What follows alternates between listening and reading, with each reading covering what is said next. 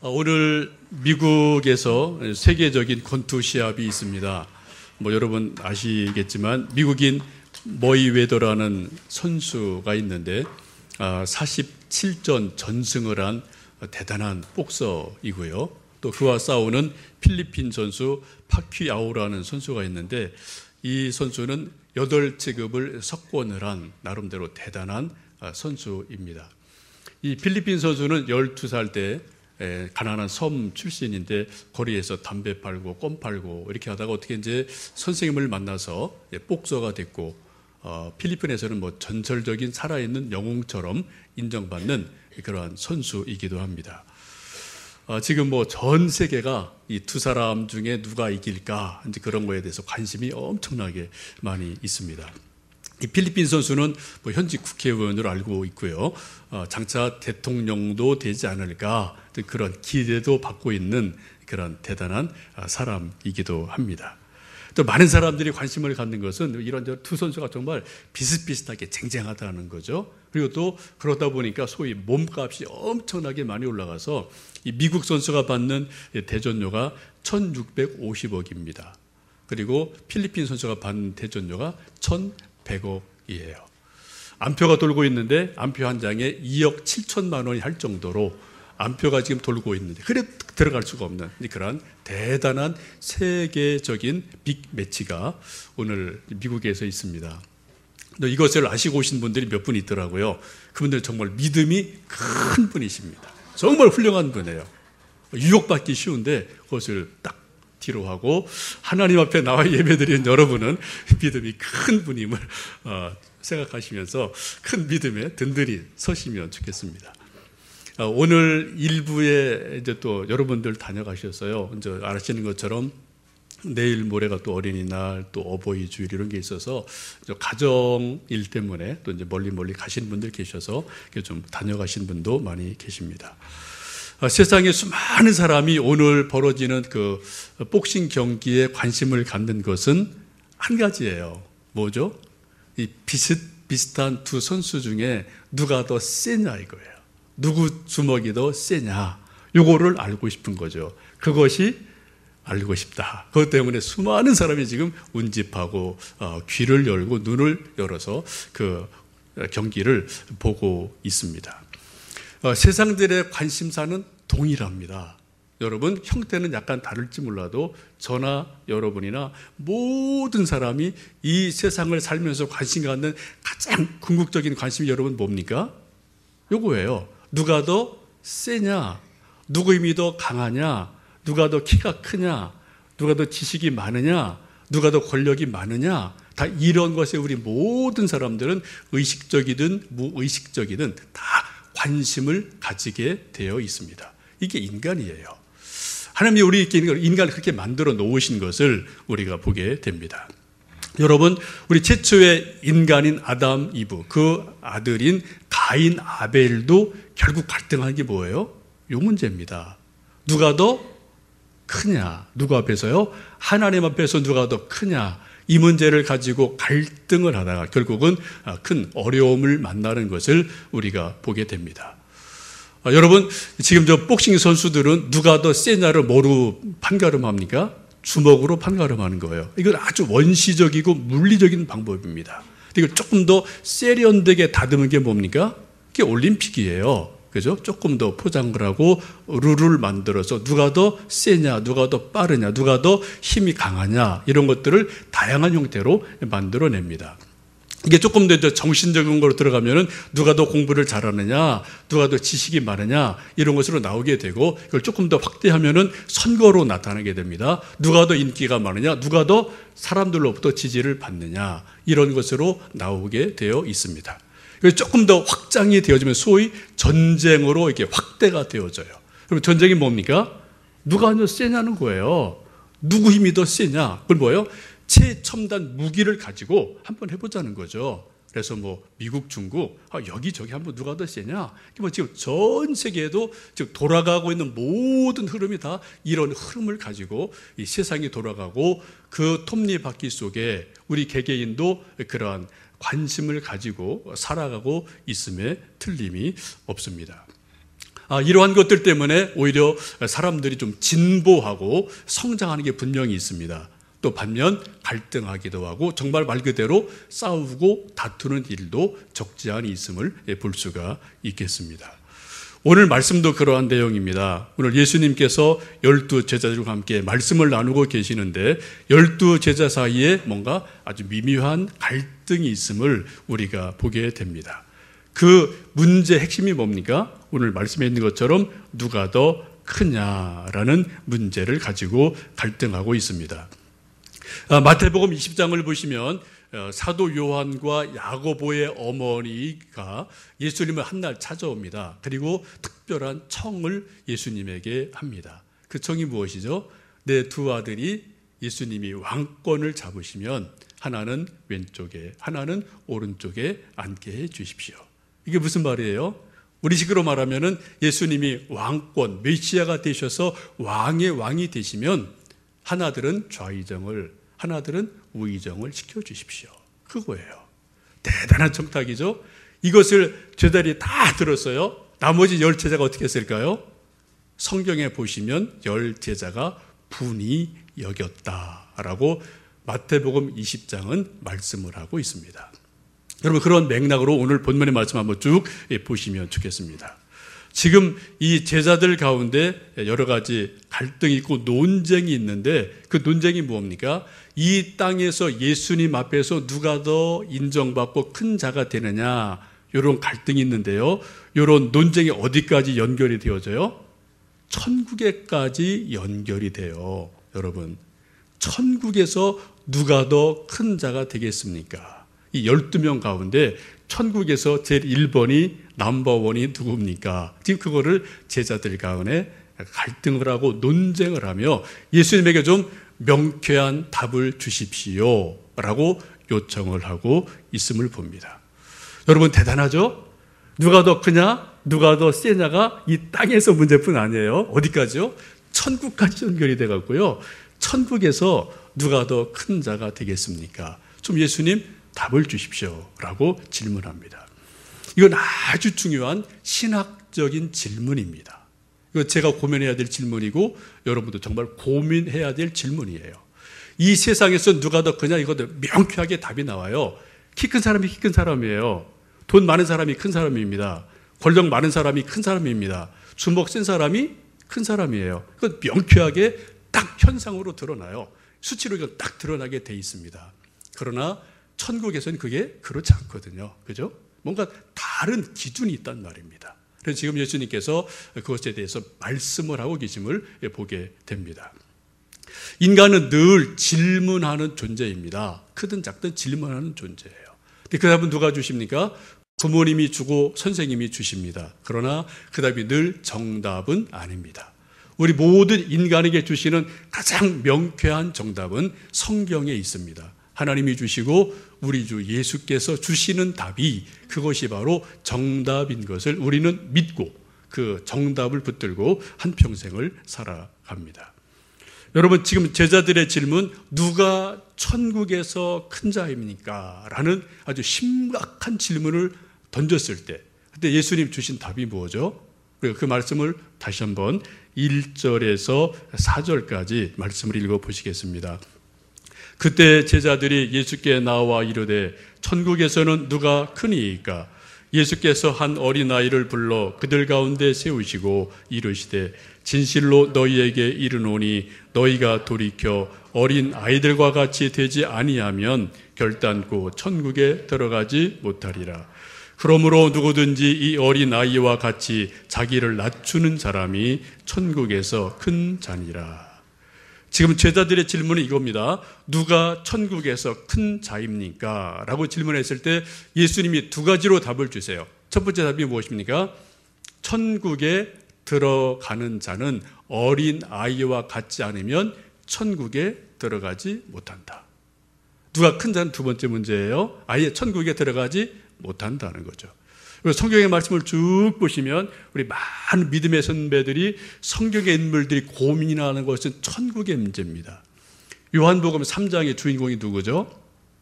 예수님과 니고데모의 대화가 나옵니다. 니고데모가 질문한 게 뭐죠? 어떻게 하면 내가 하나님 나라에 갈 수 있겠습니까? 어떻게 하면 내가 천국에 갈 수 있겠습니까? 그 질문을 밤새도록 두 분이 논쟁을 했어요. 근데 결론이 안 났어요. 예수님이 말씀을 했지만 알아듣지를 못하고 그냥 미완성으로 헤어지는 것을 우리가 요한복음 3장에서 볼 수가 있습니다. 지금도 제자들도 질문합니다.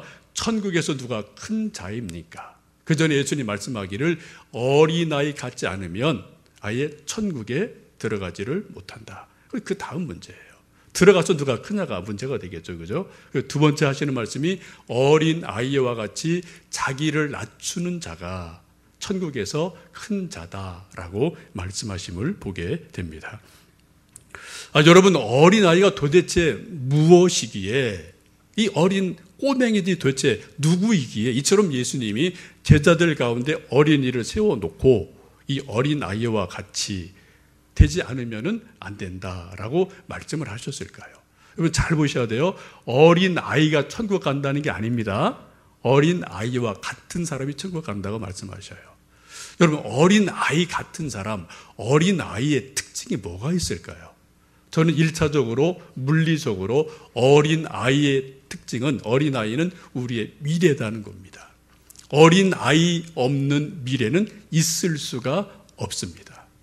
여러분, 우리나라 이제 여러 가지 통계를 늘 보도 통해 보실 터인데, 우리나라 출산율이 1.25, 1.27, 1.3을 지금 넘지를 않고 있죠. 이런 추세로 쭉 가게 되면은 2100년이 되면 우리 인구의 절반이 된다라는 예측이 있습니다. 이대로 간다면 전제가 있죠.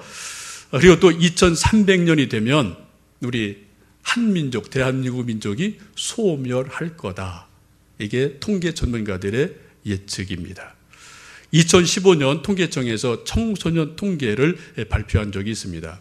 그 자료에 의하면 우리 한국 총 인구는 5,061만 7천 명으로 집계가 되어 있습니다. 이 가운데 소위 청소년이로 불려지는 9살에서 24살까지의 인구가 961만 명으로 집계되어 있습니다. 곧 5명 중에 1명이 청소년이다라고 보는 거죠. 한번 좀 보도 자료를 보여주시겠습니다. 여기 이제 그것을 그래프로 그려낸 거예요. 70년대에는 저렇게 많은 밑에 빨간 청소년이 많았어요. 지금 가운데 있는 게 이제 요즘 2015년의 그림입니다. 항아리같이 이렇게 되어 있죠. 저게 조금 60년을 가면 저렇게 역삼각형으로 줄어드는 그런 인구 구조를 지금 우리가 가지고 있고 앞으로 이렇게 변화된다라는 거죠. 또 한 번 그래프를 보여주시겠습니다. 저건 이제 막대 그래프로 그려낸 것인데 이게 쭉쭉쭉 지금 줄어들고 있죠. 이게 급속하게 앞으로 우리 젊은 층들이 앞으로 점점 줄어드는 추세에 있다라는 것을 우리 국가기관에서 공식적으로 통계 보도한 것을 보게 됩니다. 2060년이 되면 소위 청소년이 10명 중 1명이 된다라고 예측을 하고 있어요. 이게 우리의 지금 현실이기도 합니다. 2014년 작년에 저희 예장 통합 측, 저희 교회가 예장 통합 측에 속해 있는 교회인데요. 이 교육부에서 전국의 교회들을 전수조사해서 교육부에서 발표한 아주 중요한 의미 있는 통계가 있습니다. 작년 현재로 우리 통합 측의 교회가 8,383개 교회예요. 저희 교회도 그 중에 하나입니다. 개척교회, 큰 교회, 작은 교회, 100년 된 교회, 도시교회, 농촌교회 다 합쳐서 8,383교회가 있는데 이 교회 가운데 소위 아동부, 중고등부가 없는 교회가 50%입니다. 영아부, 유치부가 없는 교회가 78%입니다. 여러분, 우리 한국에 수많은 교단이고 교회들이 있어요. 그래도 여러분이 어떻게 보실지 몰라도 통합 측 장로 교단이 가장 건강하고 그래도 탄탄한 교단이고 교회입니다. 가장 괜찮고 앞서가는 교단이에요. 근데 이런 통합 측 교단의 통계가 교회 학교가 50%가 없다. 영유아부가 78%가 아예 없다. 이게 뭡니까? 교회 애들이 없다는 거예요. 갓난아기들이 없다는 겁니다. 이게 지금 우리의 현실입니다. 문제는 우리 한국 전체 인구들의 젊은이가 이렇게 줄어드는 그 속도보다 교회에서 젊은이들이 줄어드는 속도가 훨씬 더 빠르다는 거예요. 이게 우리가 안고 있는 심각한 고민이고 현실이기도 합니다. 여러분, 이론대로 간다면 아마 10년, 20년 가면은 한국교회 거의 대부분의 교회에서 아이들의 발자국 소리, 울음소리, 웃음소리, 애들 째그락거리는 소리 우리가 들을 수가 없는 그러한 일들이 한국교회 대부분 교회에서 일어날 수밖에 없는 그런 심각함을 우리는 지금 가지고 이 시대를 살아가고 있습니다. 우리 교회는 이제 뭐 작은 교회이지만 중고등부가 한 15명 내외 주일 왔다 갔다 하고요. 아동부, 초등부도 한 15명 내외 왔다 갔다 하고, 우리 또 유치부 아이들이 한 10명에서 왔다 갔다, 조금 더 많다, 뭐 줄다 왔다 갔다 하는 그런 일들이 있습니다. 이제 오늘이 어린이 주일이라 우리 먼저 조 목사님 또 윤 전자님 여러 가지 준비하시고 계시고 또 이렇게 선생님들이 수고하시는데, 어제 제가 이제 밤늦게 가다 보니까 유치부에서 이렇게 준비한 게 있더라고요. 저런 거 이렇게 좀 이렇게 아이들 사진을 이렇게 좀 만들어 놓고, 뭐 사탕도 이렇게 만들어 놓고, 저기 이제 윤 전사님 또 이제 선생님 한 분, 오늘부터 하시는 분인데, 이렇게 준비를 해서 이제 아이들을 맞이하는 그런 준비들을 잘 해놓으시고, 이제 좀 그런 것을 제가 어제 저녁에 보고 감사한 생각이 들었습니다. 여러분들이 이제 의견이 뭐 다양하시겠지만, 여기 앞에 있는 요거 드럼이 늘 우리한테 이게 좀 저게 뭐야? 그런 생각을 하시게 돼요. 저는 이 교회 담임 목사로서 제 고민이 아주 심각합니다. 물론 제 고민이 한쪽만 있는 건 절대 아니죠. 그러나 한국 전체 인구 추이를 보고 또 우리 교단에서 발표하는 여러 가지 통계들을 보면 이 한국의 미래가 어떻게 될까? 한국 교회가 앞으로 5년, 10년, 20년 후에 어떻게 될까? 이게 아주 생각보다는 심각하게 우리 앞에 닥쳐 있는 현안인 것을 보게 됩니다. 우리 아직 청년수는 뭐 조금 몇 명 모이는데요. 어떻게 하든 대학 청년들이 모여졌으면 좋겠다. 여러분, 지금 우리 한국의 대학생들이 소위 교회 출석률, 복음화율 3%입니다. 100명 중에 3명만 교회 나가는 거로 통계가 나와 있어요. 여러분, 어떻게 해야 될까요?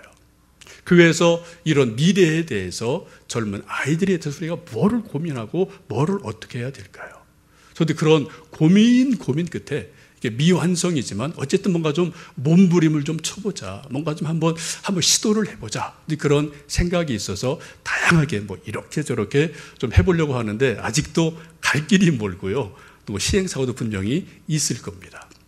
여러분, 그런 눈으로 교회 여러 가지 일들을 좀 바라봐 주시고 너그러운 마음으로 조금 더 미래적인 눈으로 바라봐 주시면 좋겠습니다. 여러분, 우리 교회 지금도 막 애들 지나가는 소리 들렸는데, 이거는 교회가 살아있다는 거예요. 교회가 미래가 있다는 겁니다. 여러분들 가끔 주방에서 식사하실 때 보면 애들 막 이거 들고 가다가 막 국 엎어버리고요, 뭐 밥도 엎어버린 게 있는 게 일이 있는데, 그거는 감사한 일입니다.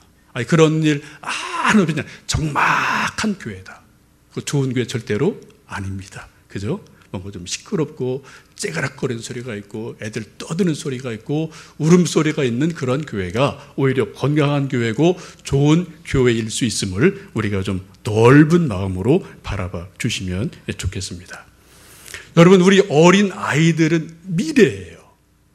가정의 미래이고 국가의 미래이고 교회의 미래이고 하나님 나라의 미래가 어린 아이들에 있기 때문에 예수님께서 어린 아이들을 제자들 가운데 세워놓으시고 그들을 말씀하는 것을 볼 수 있습니다. 또 하나, 이 어린 아이들이 갖는 영적인 의미가 있다면 바로 아주 겸손이라고 말씀을 드릴 수 있겠습니다. 오늘 4절 말씀 보시면 이렇게 말씀하죠. 그러므로 누구든지 이 어린 아이와 같이 자기를 낮추는 사람이 천국에서 큰 자니라 라고 말씀합니다. 자기를 낮춘다는 것을 영어 성경 보시면 humble himself로 표현이 되어 있습니다. 자기 스스로를 낮추는 사람이 천국에서 큰 자다라고 주님께서는 말씀합니다. 자기를 낮춘다는 것, 어린 아이는 두 가지로 볼 수 있죠. 하나는 겸손, 하나는 순수함, 이 두 가지로 보시면 좋을 것 같습니다. 성경에서 늘 말씀하시는 가장 중요한 덕목은 겸손이에요. 그래서 잠언 18장 12절에 이렇게 말씀합니다. 사람의 마음의 교만은 멸망의 선봉이요 겸손은 존귀의 앞잡이니라고 말씀을 합니다. 이사야 14장에 보시면 이제 성경에서 가장 교만한 존재 사탄을 소개하는데 이렇게 말씀합니다. 또 아침의 아들 계명성이여 내가 내 마음에 이르기를 내가 하늘에 올라 하나님의 뭇별 위에 내 자리를 높이리라 라고 말하게 될 때 하나님 말씀하시기를 이제 내가 스올 곧 구덩의 맨 밑에 떨어짐을 당하리라 라고 말씀하면서 우리가 이제 알고 있는 소위 루시퍼라는 천사장이 하나님과 견주려 할 때 하나님 그를 땅에 떨어뜨리시고 스올로 떨어뜨리시는 그러한 말씀을 보게 됩니다. 사도 베드로가 이렇게 말씀합니다. 겸손으로 허리를 동이라. 하나님은 교만한 자를 대적하시며 겸손한 자에게 은혜를 주시느니라. 그러므로 하나님의 능하신 손 안에서 겸손하라. 때가 되면 너희를 높이시리라 라고 말씀합니다. 지금 여러분 앉아 계신 여러분이나 서 있는 저나 다 허리띠를 다 띠셨을 거예요. 보이진 않지만 다 이런저런 아름다운 허리띠를 띠셨을 텐데 악어 가죽으로 만든 허리띠 또 소가죽으로 만든 허리띠 다 띠셨을 텐데 하나님이 가장 좋아하신 허리띠가 뭐라고요? 아가표가 아니에요. 겸손이라는 허리띠를 띠면 어떻게 해요? 하나님의 시간에 하나님의 때에 높여주신다라고 약속을 하고 계십니다. 이 시간 저는 저를 포함해서 우리 모든 분에게 권면하고 싶어요. 우리가 기본적인 허리띠는 띠지만 여러분 그 위에 겸손이라는 허리띠를 단단히 매시기를 원합니다. 그래서 우리가 겸손 허리띠를 띠고 이렇게 살다 보면 때가 되면 우리 어떻게 해요? 하나님의 시간에서 하나님의 방법으로 우리를 높여주신대요. 하나님의 복을 주신다고 약속을 하고 계십니다. 좀 언제일지 모르지만 우리가 그렇게 겸손의 허리띠를 띠고 살아갈 때 주님을 섬길 때 서로를 섬길 때 하나님에게 복 주시는 간증들을 저는 저대로 여러분대로 마음껏 할 수 있는 그런 놀라운 은혜가 우리에게 있어지기를 간절히 축원합니다. 이 또 어린아이의 영적인 특징은 이제 순수함이라고 말씀드리고 싶습니다. 이 순수하다는 것과 순진하다는 것은 비슷한데 좀 달라요. 여러분도 아실지 모르겠는데 저도 아주 오래전부터 좋아하는 한 글이 있습니다. 이건 어느 분이 썼는지 익명이에요. 이름은 알 수 없습니다.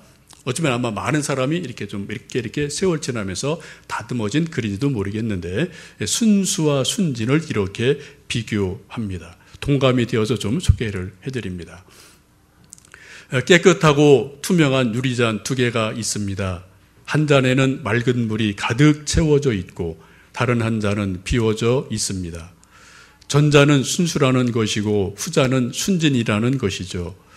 순수라는 것은 물이 가득 채워져 있어 더 이상 들어갈 틈이 없으니 깨끗함 그 자체이고 순진은 비어 있으므로 그 안에 깨끗한 물이 담길 수도 있고 더러운 물이 들어갈 수도 있습니다.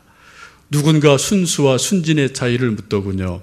순수의 사전적 의미는 잡것에 섞임이 없는 것, 사사로운 욕심이나 못된 생각이 없는 것입니다. 반면 순진의 사전적 의미는 마음이 꾸밈이 없이 순박하고 참되다. 또 세상 물정에 어두워 어수룩함입니다. 그런데 곰곰이 생각해 보면 우리 삶의 의미를 되새겨 보게 됩니다. 살아가면서 순진하다는 말은 어리석다는 의미일 수 있습니다. 반면 순수하다는 말은 세상을 살면서 자신의 소신이 있고 주관이 뚜렷하며 세속에 물들지 않는다는 것을 뜻하는 것 같습니다. 순진이란 말은 어릴 때만 간직할 수 있는 말입니다. 어른이 되어도 순진하다면 세상을 모르는 무지한 사람입니다. 반면 순수는 누구나 가질 수 있습니다. 나이가 들어도 순수한 사람이 있습니다. 순수한 사람은 거짓이 없으며 자기 말에 책임을 집니다. 순수한 사람은 주관이 뚜렷하며 어떤 상황이든 흔들리지 않습니다. 순수한 사람은 남에게 해를 끼치지 않고 겸손의 미덕을 갖고 있습니다. 순수한 사람은 남의 잘못은 용서하지만 자신에게는 엄격합니다. 순수하게 살아간다는 게 쉽지는 않지만 좋은 습관을 가지려 노력하면 순수해질 수 있습니다. 순수한 사람들이 많았으면 좋겠습니다. 누가 봐도 아름답고 누가 봐도 부담이 없는 순수를 살아가는 삶을 살았으면 좋겠습니다. 참 좋은 글이죠. 누가 썼는지는 모르겠지만 저도 오래전부터 이 글을 알고 있는데 가끔 읽어보고 내가 순수한가 순진한가 그런 거를 저도 고민할 때가 종종 있습니다. 혹 필요한 분들은 사무실에 좀 몇 장 복사해 놓은 거 있으니까 뭐 가져가셔서 한번 음미를 해보셔도 좋겠습니다. 여러분, 순수함이라는 것을 달리 말씀드리면 소위 회복 탄력성이 높다라고 저는 표현하고 싶어요. 여러분, 회복 탄력성 아시죠? 뭔가 넘어지고 또 엎어졌다 다시 빨리 중심을 잡고 일어서는 원상태로 돌아오는 그런 회복 탄력성, 이것과 순수함과 어린아이 같음은 서로 일맥상통하는 중요한 그런 공감대가 있습니다. 여러분, 자녀들 키워보시면 다 아실 겁니다. 취학 전후 아이들 한 10살 전후 이렇게 애들 되면은 하루에도 여러 번 싸워요. 뭐 코피 터지고요. 뭐 하여튼 할퀴고 많이 싸우는데 저녁 때 어떻게 해요?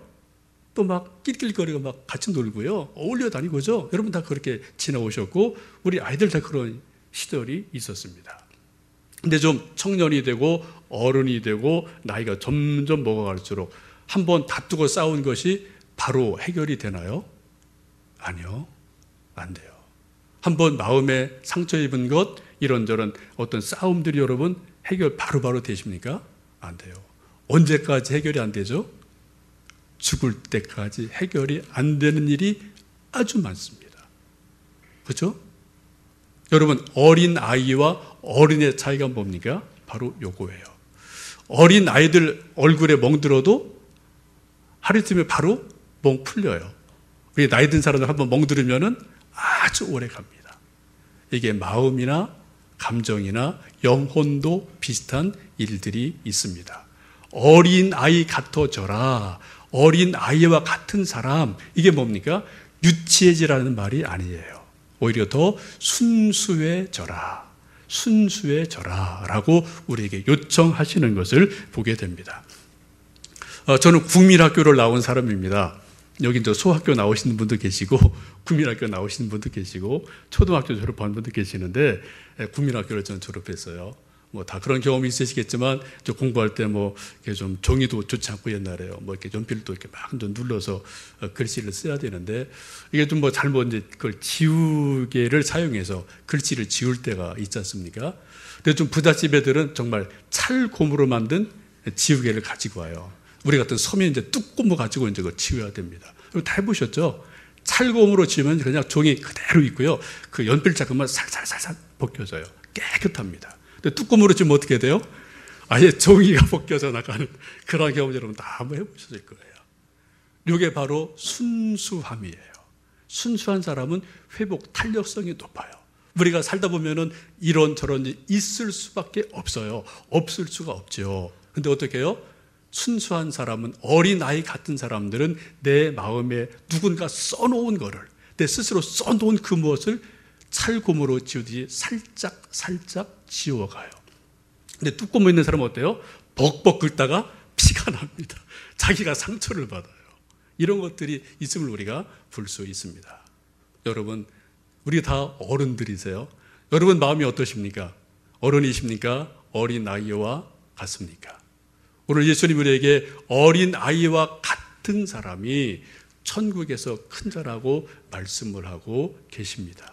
이 말씀은 우리가 어린애처럼 유치해져라, 그 말씀이 아니지 않습니까? 정말 예수님처럼 순수해져라, 영적 성숙을 이루어 가라 라는 말씀 우리가 다시 한번 듣게 됩니다.